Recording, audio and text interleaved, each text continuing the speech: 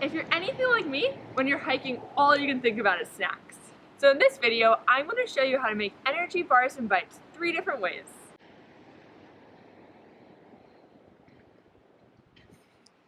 Gotta refuel for this climb.